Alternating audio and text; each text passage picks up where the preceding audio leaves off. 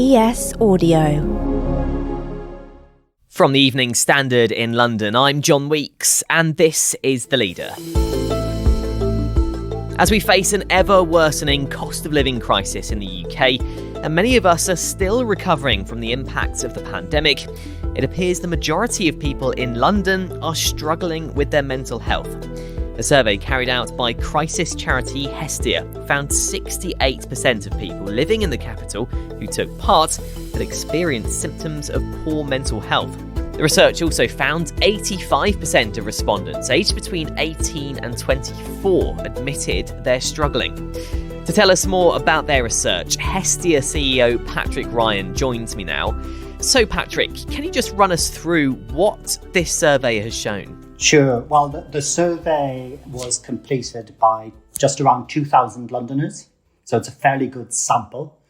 And we were testing in that to see whether what we're seeing in a range of crisis services that we provide across London, whether that was also being seen and replicated across the wider London population. And what we saw does mirror our experience on the ground and what we're seeing day to day.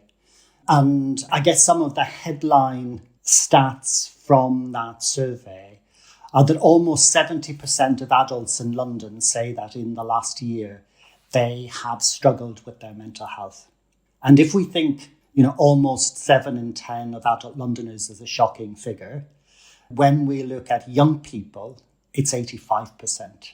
So there clearly is, based on this, a very real mental health crisis for young people taking place at the moment. And obviously all of those figures you mentioned are significant numbers. How do they compare with other research you've done before?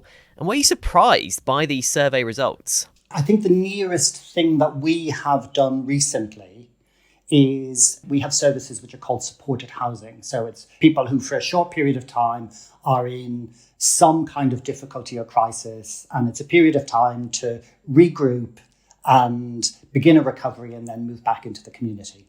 And we noticed that we were seeing rising levels of self-harm and suicidal ideation.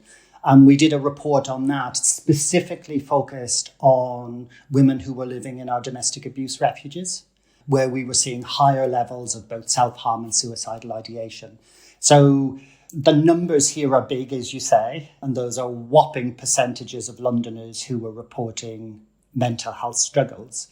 But we're not surprised at the phenomenon. Yes, the numbers are very high.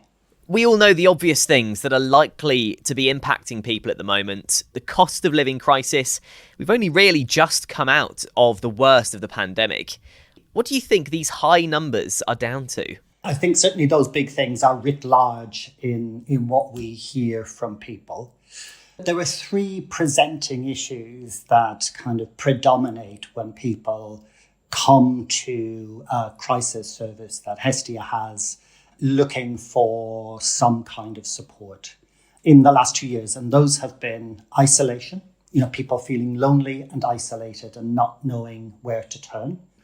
The second presenting issue that people often talk about as a kind of precipitating factor for seeking support is relationship breakdown. That's often a trigger, and it's in a very human way. We can understand how when relationships break down, people might look for and need additional support.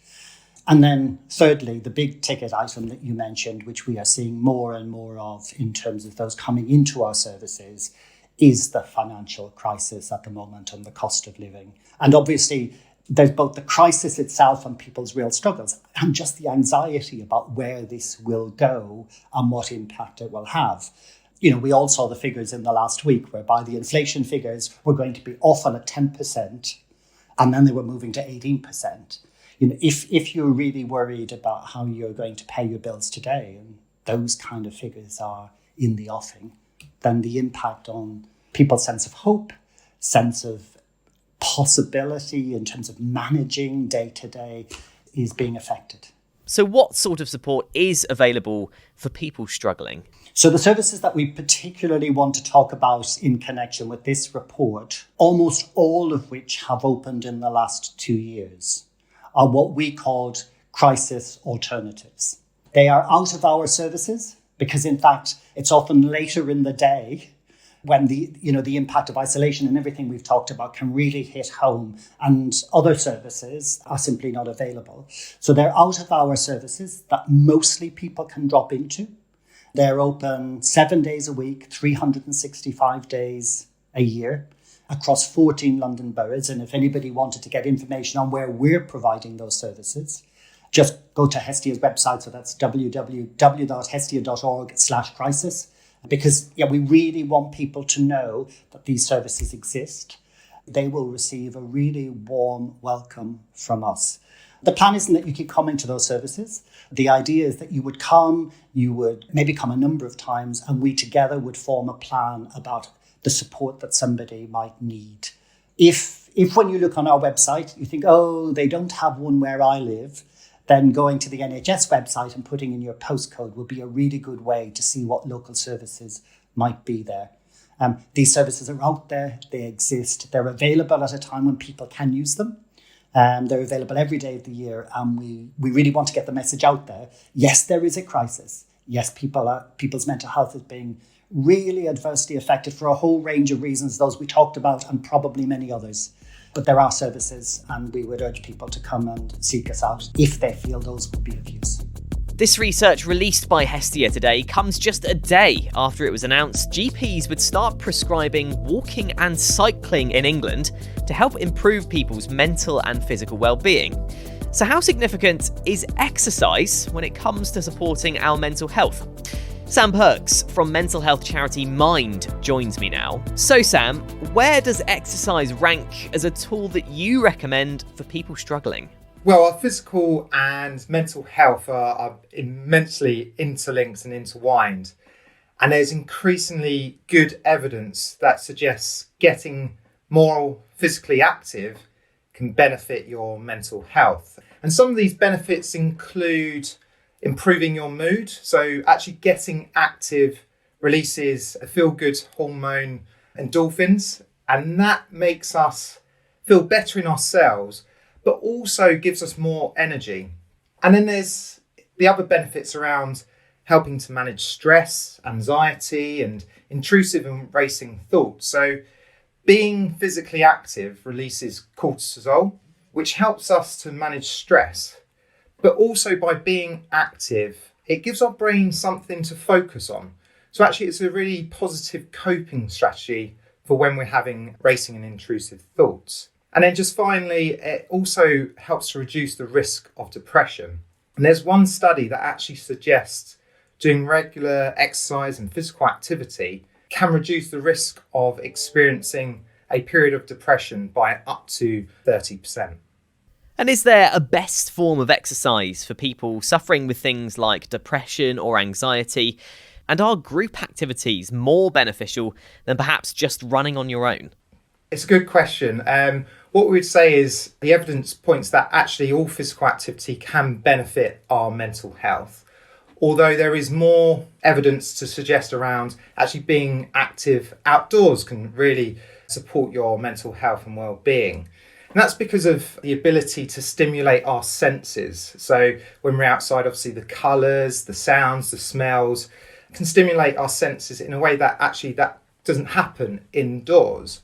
But group exercise is definitely really important as well. And actually through our Get Set to Go programme, participants actually told us that the social aspect of getting active in a group was really beneficial.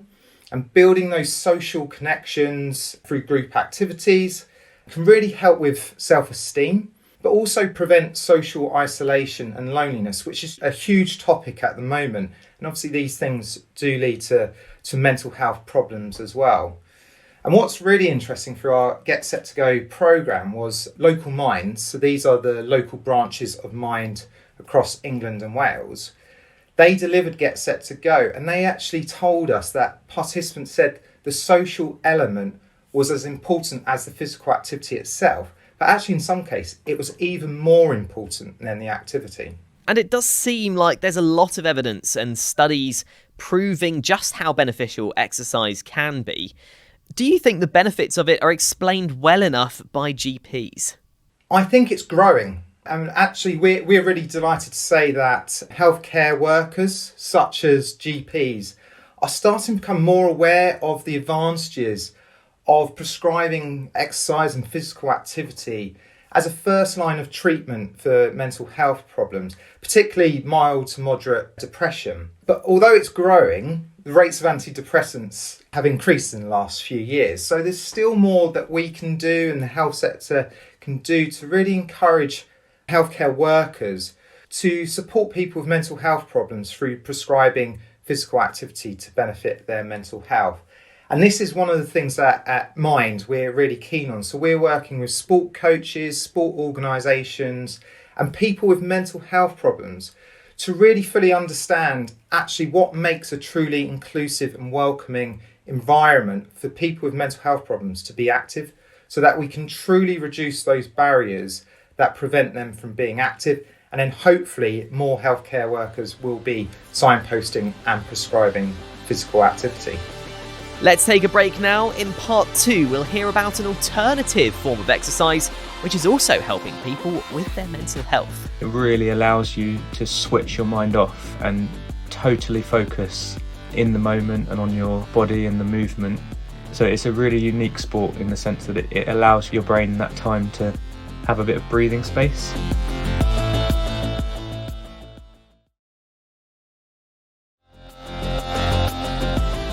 Jamie White is co-director of Climb Free, a non-profit community interest company holding regular free climbing sessions for people struggling with their mental health. So Jamie, first of all, can you sort of describe the science behind it? What is it about climbing that helps you deal and cope with mental health issues? Good question. Often, there's lots of mental health charities and they use running as a form of like a wholesome activity for the benefit of mental health. And the comparison I guess I'd make is like running gives you a lot of time with your mind, which is good in some ways. But obviously if you're really struggling, with just an overactive mind, it's not always the best. And climbing does the opposite in a way. It really allows you to switch your mind off and totally focus in the moment and on your body and the movement. So it's a really unique sport in the sense that it allows your brain that time to have a bit of breathing space. It really plays into a person's proprioceptive abilities. So your abilities to understand where you are with relation to time and space. So again, to sort of like explain that a bit, often today lots of people are using technology and you often lose focus of how much time you're spending on that technology and or who perhaps is around you in a certain room when you're using that technology. Whereas with climbing, you have to be very aware of obviously your surroundings and spatially with regard to your body. And the passage of time, it's just fantastic. And obviously you've been running it for a little while now, but what feedback do you get from people who take part? Obviously I'll be sensitive towards their circumstances, but some people have expressed literally that the social sessions have essentially saved their lives. We've got this upcoming challenge which we'll talk to you about, but part of that is to raise some funds for a charity, a suicide prevention charity.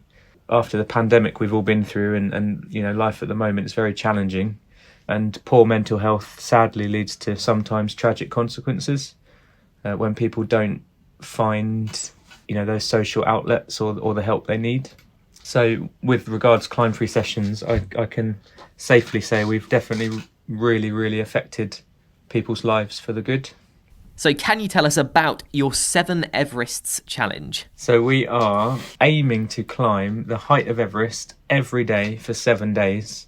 It's quite an immense challenge, but the idea behind it was, like I say, I've suffered with some really poor episodes of mental health, and I just likened it to a point when I was at my worst.